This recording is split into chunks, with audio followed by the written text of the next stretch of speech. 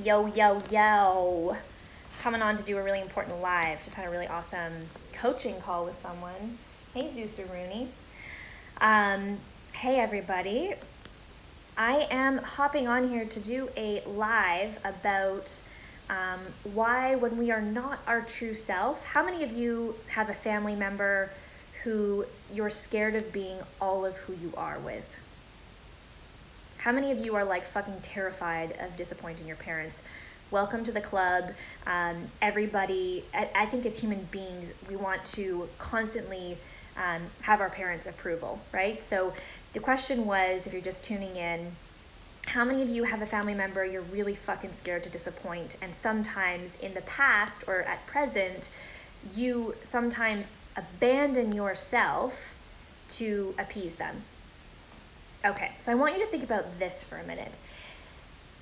You're not doing anyone a favor, and here's why. Your parents aren't getting to experience and know you in this life as all of who you are, right? You're not even giving them the opportunity to know their kid, their whole kid, their full kid. And so here's what's the fear? I'm going to be rejected. I'm going to be ostracized from the family. If I'm being supported financially, the financial is going to go away. All of the stories, right? Biggest fears. Wouldn't you just rather know? Like, wouldn't you, if your fucking parent, if you don't want to go to university and your parents like, go to university, or if you're wanting to go, I have an example I'm going to give later, but you're wanting to go travel and your parents are saying, absolutely not, if you do, well, this, wouldn't you just rather know that love is conditional? Wouldn't you just rather have the opportunity to challenge them and to show them what it is to like fully love and accept all of their kid? When I was 18, I'm 30, me and my best friend were like, we're going to Thailand, fresh out of high school. And her parents said, absolutely not. Absolutely not. You're going to Thailand. You go to Thailand, we're kicking you out of the house. We're not going to financially support you, pay for your phone bill, whatever it was. And my friend said, I'm going anyway. And it challenged them, right? And then later they came back and they went, well, fuck, we don't want to not have a relationship with you. And I guess we support you. And they ended up asking us if we would do like an organized trip. I think it was like a 10-day trip for the first 2 months that we were in Thailand. So we did find a medium of like, okay, cool. 10 days we'll go in northern Thailand and do this trip. And then for the rest of our trip, we were free-flowing and doing whatever we wanted. And so that was like a medium ground, but she really challenged her parents to say, no, I'm going to live my life. I'm going to disappoint you to be true to myself. And I'm willing to do that. And in doing so, she gave her parents the opportunity to rise. Thailand wasn't safe for them, right? Their comfort zone is here. Thailand's way the fuck out here. It's like, you want to go to Thailand? Ping pong shows? Fucking what? So it's like having to be able to stretch here. It is a stretch, and no one ever wants to hang out in their comfort zone, or outside of their comfort zone. It's like comfort zone's like the fucking womb. Of course we want to be here, and of course we want to make conditions around that. But when we allow ourselves to stretch beyond, people around us sometimes don't like that, and they might try and control it, right? But if we just stay there and go, this is where I live now. This is my comfort zone, and you can meet me here and love me as all of what I am. And the fact that like, I don't want to go to university right now. I don't know who the fuck that I am.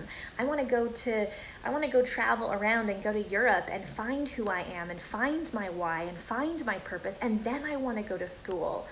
And if you can't accept that, maybe I don't accept having a relationship with you. Like, thanks for birthing me. Thanks for giving me sperm and love and nourishment. But like, this is who I am. I'm not going to be half of myself so that I am your daughter. I'm not going to be half of myself so that I belong to you anymore. I am going to challenge you to rise, to accept all of who your daughter actually is and not who you want her to be. And just with some empathy and compassion for a minute, they're just trying to keep you safe. For them, Thailand isn't safe. Is Thailand safe or not safe? It depends what the fuck you're doing. If you're getting wasted drunk and doing drugs and, doing stupid shit, no, nowhere's safe to do that in. And you could get really hurt and things could happen. But it doesn't always happen, and we can't stop living our lives because the people around us don't feel safe. We cannot stop living our lives because the people around us don't feel safe. We have to fucking live our lives. We have to disappoint people to be true to ourselves, because when we're not true to ourselves, why do you think half this world is sick? Why do you think that suicide rates and depression is raving? Why do you think that adrenals, everyone, there's so much sickness in our world? And it's because people aren't being true to themselves. They're in jobs that are out of alignment, they're in marriages that are out of alignment, they're living in places that are out of alignment, and they don't have the fucking courage to change. And then all of that resent, tiredness, fatigue, anger, sadness, all of that feeling, that heaviness of I don't want to go to this job, I fucking hate my boss, I don't want to be married to this person, they drive me insane, I hate living in a city. All of that manifests as disease in your body. Our world is sick because we are not being true to ourselves. So sure, just go around appeasing everybody and you're probably going to end up with cancer. You're probably going to end up with something. When we don't honor who we are, we get sick. We feel like shit emotionally, then those emotions manifest in our physical body. It is one and the same walk home to ourselves. You want to fix your physical body, fix your emotional body. Get the fuck in alignment with who you actually are. Who are you? What in your life is true to you? What in your life is not true to you? Listen to that. Have the courage to change your life. No one takes your power. You give your power away. Your parents are paying for college and they're only saying that you can do one thing. Cool, go get a fucking job, move out of your house, be disowned from your parents, belong to yourself, belong to who you actually are. Belong to who you actually are. That's the most important thing that you can belong to. And, when we haven't been our authentic self, people know this version of us that isn't true. And then when we stretch to be all of who we are, people around us are like, whoa, this is, I remember my mom separated from my other mom 9 years ago, and she totally changed. She became an entirely different person over the course of the last 9 years. And at first, as her daughter, I hated it. I knew who my mom was, and then she changed. And that was hard. There was a death of who she was to me. And I remember as her daughter being like, no, this isn't who I know. What do you mean this? And now she's so fucking happy. Both my moms are so happy. They have new partners. They're I look at photos of my mom and she's they're both happier. It was so divinely perfect, and I had to adjust. I had to let go of my attachment to who I thought my mom was and the mom that I had experienced to allow her to blossom into the person that she is, because that person is special. That authentic her is who I want to have a relationship with. So be all of who you are. Be all of who you are. Our truth is our medicine. Stop taking antidepressants. Stop getting fucking medicated. If you want to fucking heal your body, if you want to heal your sickness, if you want to change and impact this world, heal yourself. Start getting honest with what you're doing in your life just to appease to other people, and what you're doing in your life that is actually true to who you are. I'm going to be doing a whole talk on this, because it's why is our world is sick? Because we're not being honest. When you go and you give yourself 8 hours a day to a job that doesn't give you joy, of course you're going to get sick. Of course you're going to be unhappy. Of course you're going to feel heavy. Of course you're going to want to go home and watch TV and drink a bottle of wine and numb the fuck out of yourself, because you aren't in alignment with the life that you are living. And that's when depression shows up. The emotional cause of depression is when we feel trapped. So you do something for so long, over and over and over and over again, right? It's I had a call with a client who went to school to do something that her parents wanted her to do, and then she was in that job. She went on and she did the school, which was out of alignment, and then she was doing the job for a lot of years, and then started to feel depressed. And no shit, going to school in the first place wasn't in alignment, and then staying in that job wasn't in alignment, but then we feel trapped. We're like, well, this is the degree that I have, and I spent all this money, and I don't know how to make money, and I don't know how to change, and I'm kind of comfortable. Even though this is my suffering, I'm comfortable in my suffering.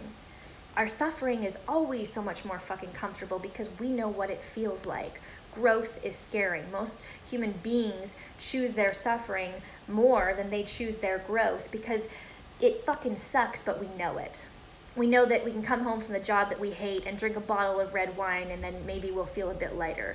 We know that we can watch reruns of Netflix on the weekend and check the fuck out of the fact that we're unhappy, and we know that what that feels like for us, so we stay. So we medicate by numbing ourselves, by all kinds of things. We numb by drugs, prescription drugs, as well as other drugs. I still think that smoking weed is a drug. I don't care what you say. If you're doing something every day, it is an addiction. Do things experientially, but like I'm not into everyday medication of anything, even coffee every day. And we numb with television, we numb with social media, we numb with shopping, we numb with sleep, we numb with TV, we numb with sex, we numb with all of those things, right? We turn to those because they feel good. Turn towards a fucking life that feels good. Try that on for size. Change your life. Move towards things that make you feel good rather than doing things that you hate and then putting on band-aids and trying to numb the fuck out of yourself because you don't feel good. It doesn't make sense. Change your life. Move towards what gives you joy. Have the courage to disappoint people. Have the courage to lose your parents. Have the courage to lose the approval of everybody in your life. If everybody in your life is going to be disappointed, then like, great. Let them be disappointed. And some of them may meet you. Some of them might go, okay, I accept who you now are. And maybe you weren't being all of who you are. And some of them might have only liked the person that you were being when you weren't being all of who you were. And like, that wasn't you anyway, so there's nothing to grieve. Let them be attached to that version of you and own and step fully into your light and who you are. That is your work. That is the only work that needs to be done. Is truly committing to knowing our full self and not shying away from that to make other people feel comfortable, not shying away from that because we're gonna disappoint somebody.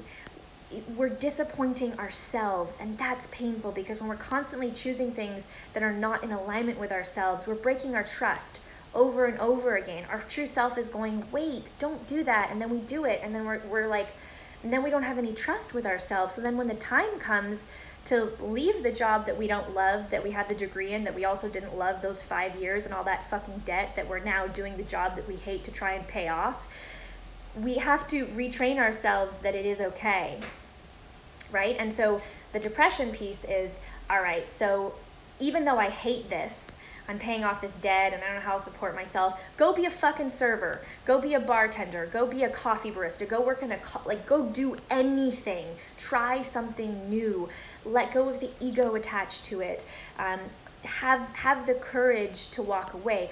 The way to break depression, because depression comes from feeling trapped, is to remember that we have the power of choice.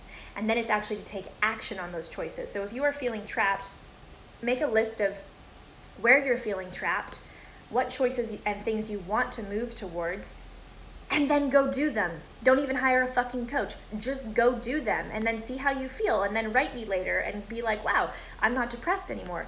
I've worked with tons of clients. I had one client who came to retreat with me once and she said, I'm feeling so good, but I'm terrified that my depression is going to come back.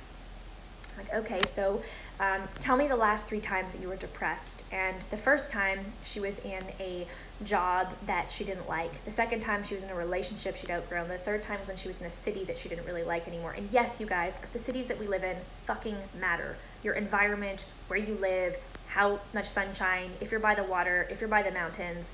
It is not a shallow thing to want to live somewhere that allows you access to what makes you feel well. Move if you hate where you live. Fucking move. Move all the things. And so I said to her, okay, so what if the story is not, I have a history of having depression? Because when I asked her, when did the depression stop? She said, when I quit the job, when I left the relationship, and when I moved. And I was like, great, so you did eventually find the courage to change your life. And so what if the story is, rather than I'm someone who gets depressed, what if the story is when I stay in things too long that are out of alignment for me, I get depressed. And I'm not going to do that anymore.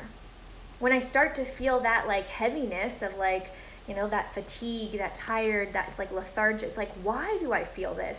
And pinpointing it and then taking action towards it. Yeah, we all need this. I needed this. So the piece that I just want to say is disappoint your father, disappoint your mother, disappoint your brother, disappoint your sister, disappoint your grandparents, disappoint your brother. Just fucking disappoint people to be true to yourself, because when you're not true to yourself, down the road it's going to be painful. It's like painful both with disease and sickness, but you're also then going to just feel more trapped. And then when we turn trapped up too loud, right? When we're depressed and we're trapped and we have depression and we need to be on these pills because we have the depression and we can't be without, then we're trapped within the medicine and the medication, then it becomes suicide, right? That's where suicide comes from. Suicide is seeing things in black or white. So now I'm so trapped, there's no way out. There is always a way out. And when we are in our heads and our stories, yeah, it's hard to see all the options sometimes, but you know inside. You know inside. And if you don't know, then go fucking hire somebody to hold a flashlight to you, because they will help you to understand. And then when you know, it is your job to make choices that will change your life. So the next time you're going, oh, I don't really want to have the courage to do that, it's like, cool, so anger and guilt manifest as cancer, so maybe I should work on my anger issues. Maybe I should look at what's causing guilt in my life. That might manifest as that, why am I getting bladder infections? Why does my lower back keep going out? My rib kept coming out the other day. And my chiropractor put it in a couple of times, and he said, all right, Yana, ribs or money or love, what is it? And I was like, oh. And it was some relationship stuff with an ex that I hadn't been dealing with. So when we do not hold space for the emotional, it comes out in the physical body. We have an emotional, a mental, a spiritual, and a physical body. There's 4 bodies. And it is our job to tune in and take care of all of those. And your emotional body will branch outward into your physical body if you are unhappy. It absolutely will. And so the next time you go to see like a Western medicine doctor and get some fucking pills, just check in with, do I need to numb myself or do I need to change my fucking life? Do I need to smoke weed every day, or do I need to look at why I need to smoke weed to relax? And I know that weed can be great in some contexts, and every once in a while I will smoke it. But if you are doing something every day to medicate yourself and to exist in this world, or to be creative without drugs. Try that on for size. Be relaxed without weed. How are you going to calm your nervous system? Stop drinking coffee. Stop having stimulants. Start to meditate. See how that feels. If you need to be inspired, don't do LSD. Go and talk to some people. Go on a hike somewhere. Go see something that's expansive for you. Expand yourself in different ways. So, thank you for joining me. I truly believe our world is sick. Our world is sick, and our world is sick because we are not being true to ourselves. It is your job, it is my job, it is everybody's job to look at our truths and to move from our truths, because this is our medicine. And when we heal ourselves, we heal this world. That's it, guys. Have a great day. It's a great day to be honest. Every day is a great day to be honest. And if you go and you disappoint one of your parents, send me a DM and I will fucking celebrate you. Sometimes we need to disappoint the people that love us to become all of who we are. I'm here cheering you on. Disappoint someone. Actually, before we close this is a great time to read the poem, The Invitation. How many of you know the poem, The Invitation by Orion Mountain Dreamer? When I was first learning to step into all of who I was, this is something I would actually like you guys to print this out. This is a really beautiful poem about being all of who you are. So it's by, the woman's name is Orion Mountain Dreamer. That's probably not her true name. That sounds like a NCINDA's white girl spiritual name, but like, whatever. She's badass, so we'll let her get away with it. It doesn't interest me what you do for a living. I want to know what you ache for, and if you dare to dream of meeting your heart's longing. It doesn't interest me how old you are. I want to know if you will risk looking like a fool for love, for your dream, for the adventure of being alive. It doesn't interest me what planets are squaring your moon. I want to know if you have touched the center of your own sorrow. If you have been opened by life's betrayals, or have become shriveled and closed from fear of further pain. I want to know if you can sit with pain, mine or your own, without moving to hide it or fade it or fix it. I want to know if you can be with joy, mine or your own, if you can dance with wildness and let the ecstasy fill you to the tips of your fingers and toes without cautioning us to be careful, to be realistic, to remember the limitations of being human. It doesn't interest me if the story you are telling me is true. I want to know if you can disappoint another to be true to yourself. If you can bear the accusation of betrayal and not betray your own soul. If you can be faithless and therefore trustworthy. Don't be faithful to people who want you to be who you not are. Okay, back up. It doesn't interest me. Nope, that's not the right space. I want to know if you can see beauty even when it's not pretty. And if you can source your own life from its presence. I want to know if you can live with failure, yours and mine, and still stand at the edge of the lake and shout to the silver of the full moon, yes! It doesn't interest me to know where you live or how much money you have. I want to know if you can get up after a night of grief and despair, weary and bruised to the bone, and do what needs to be done to feed the children. It doesn't interest me who you know or how you came to be here. I want to know if you will stand in the center of the fire with me and not shrink back. It doesn't interest me where or what or with whom you have studied. I want to know what sustains you from the inside when all else falls away. I want to know if you can be alone with yourself, and if you truly like the company you keep in the empty moments. That is called the invitation. Consider this call an invitation to be all of who you are out loud in this world. Your truth is your medicine. Have a beautiful day.